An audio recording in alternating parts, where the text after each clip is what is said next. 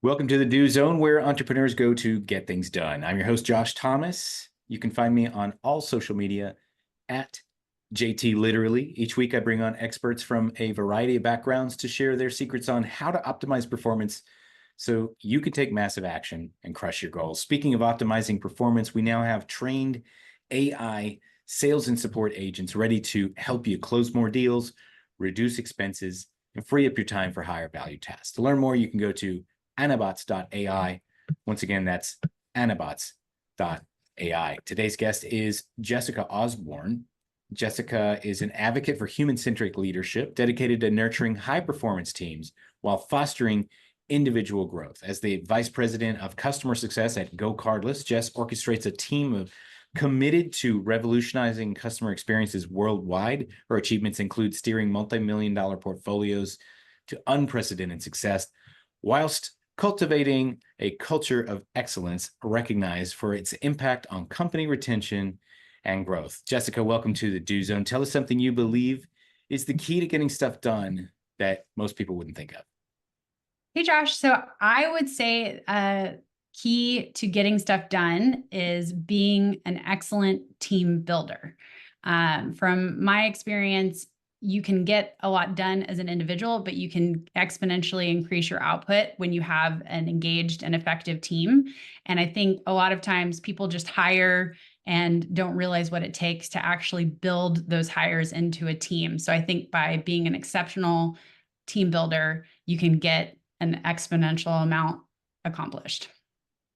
Well said. And I 100% agree with that. And there are so many examples that I've seen in companies I've worked with that we're just going to figure it out ourselves. And they hit the wall. Yeah. But when you get the right people in, even if they're not the world's most skilled at whatever profession, as long as they're the right people, I like to look at proactive, responsible, a decent person, and like kind of cool to be around.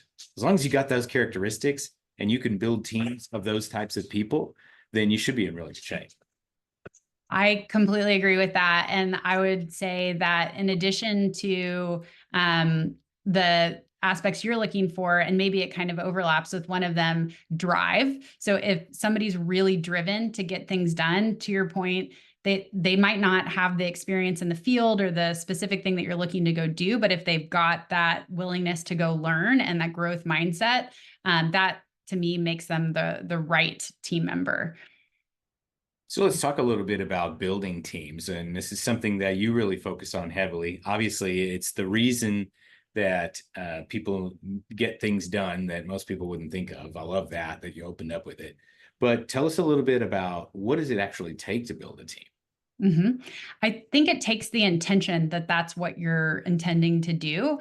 I think a lot of people get so focused on rushing straight into the doing of the work that they don't take a step back and actually get to know the individuals as people and to create the environment to know each other holistically so that you can then go and accomplish the task together. So even if it's just half a day or a day and spending time together as a team, going through workshops and or social events together that are team building activities, you can really get to understand how people tick, how they think, and then how the team can operate together. So I think setting the intention and putting some time towards actually building that team is one critical step to take.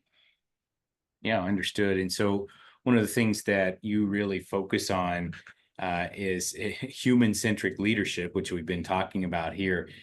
But what are some things that you do to actually nurture a team and turning them into high performers? And I'm asking specifically, I was in the airport coming back from Omaha, Nebraska, which I highly do not recommend, by the way. But I was on my way back and I'm sitting in like the one little stall that they have. There's like four gates and there's a book there. And it was the Harvard Business Review on high performance. And I couldn't resist. I had to get it. And I'm flipping through this thing, and it's got Peter Drucker and it's got a bunch of other guys that are talking about how to become a high performer. And that's kind of the next step. Once you got the right person on the bus, you got to teach them how to turn the crank the right way. So, what are some of your secrets for that?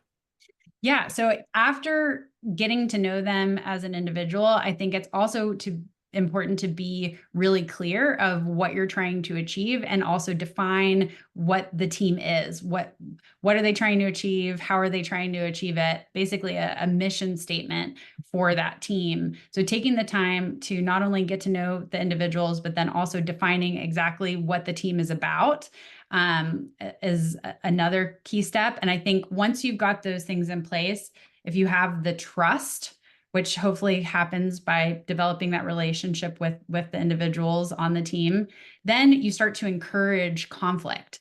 So it's being able to challenge each other and making it a safe environment to challenge each other. So you kind of work your way up the Lencioni's 5 dysfunctions of the team, from the trust to the challenging to the accountability. And that's why it's really important to set the mission at the beginning and the objectives, and making sure those are really clear, because you can't hold accountability to something that's not clear that you're trying to accomplish.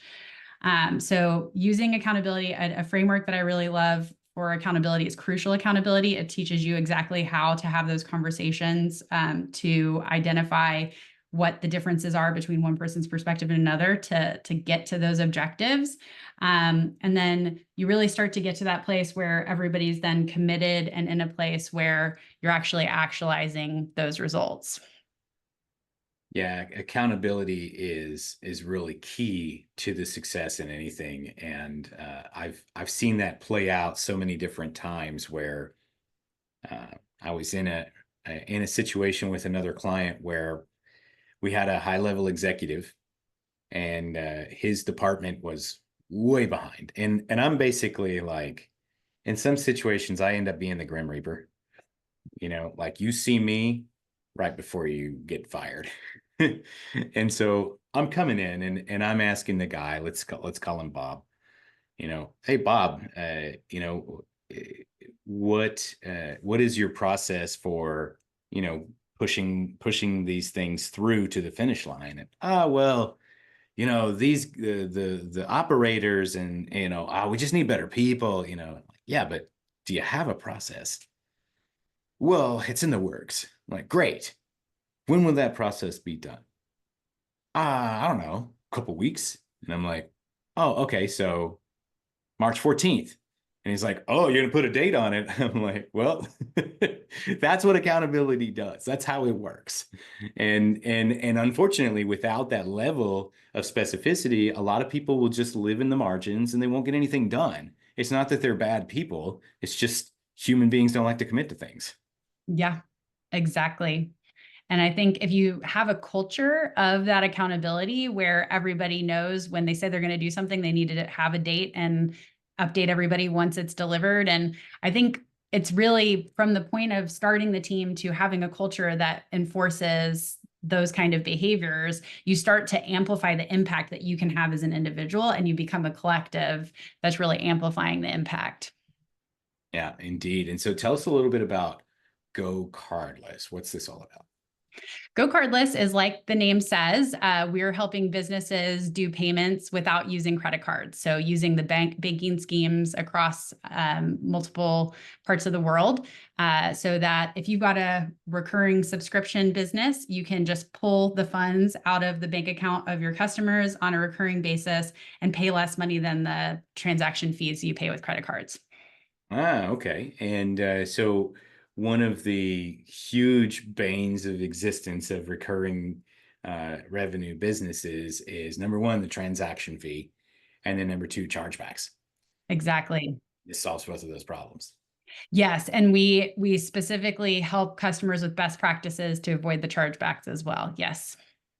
Wow, that's awesome. And so tell me a little bit more about, uh, is it as easy as filling out a form on the internet to get the payment information in? Because one of the reasons that people use credit cards, even though they're expensive, it's just easy. It's convenient. My browser saves the card number. I don't even have to remember my card number half the time. You're absolutely right. And it's really culturally different. So, here in the US, we are so comfortable with our credit cards. We have those numbers right next to us. If you have a debit card in the UK, you actually have your bank account details. Whereas in the US, you have to go hunt for your check to go find it. So, that's one of the issues we have with payer preference in the US specifically, is that we're so addicted to our credit cards. But other cultures in Europe and Australia, New Zealand, it's a lot more common to know your bank account and use it for the way you pay. Awesome. And so who is the ideal candidate for a service like this? Is it really anybody that accepts credit cards, or is it better for people with recurring revenue? Or tell me a little more. Yeah, our original offering was really focused on the recurring use case. And so we're highly optimized for that. And we tend to work with organizations that are looking to innovate with technology to improve that collections process. So, organizations that are able to, we actually have an award winning API in terms of how it's structured. So, it's really easy to use, but being able to use an API can be really helpful. We also have an out of the box solution for smaller businesses. So we work with everything from mom and pop shops, coffee roasters and the like, all the way up to larger organizations like 8x8 and DocuSign. That's exciting. Great. And so, where can we go to learn more about this? So you can go to our GoCardless website. We have versions of it all over the world. So GoCardless.com here in the US. And yeah, that's where you can find us. Excellent. Where can we find you? And you can find me on LinkedIn, Jess Reeser Osborn. And I think my actual LinkedIn URL is Jessica Reeser Osborn. Very good. We're going to wrap up from here. Thanks so much to our guest, Jessica Osborn, for joining us and sharing some wisdom about how she gets stuff done. You can learn more about GoCardless by going to gocardless.com, and then you can find Jessica directly on LinkedIn. Jessica Reeser Osborn is her name on there. And hey, whether you're on your morning commute, you're in the gym, or somewhere out in the field, snap a selfie and tag me at JT Literally. Show me what you do while you're in the do zone. And one more time, if you're looking to boost your sales, cut your costs, and free up your time for higher value tasks, get yourself an Anabot. Learn more at anabots.ai. That's it. Now let's get to work.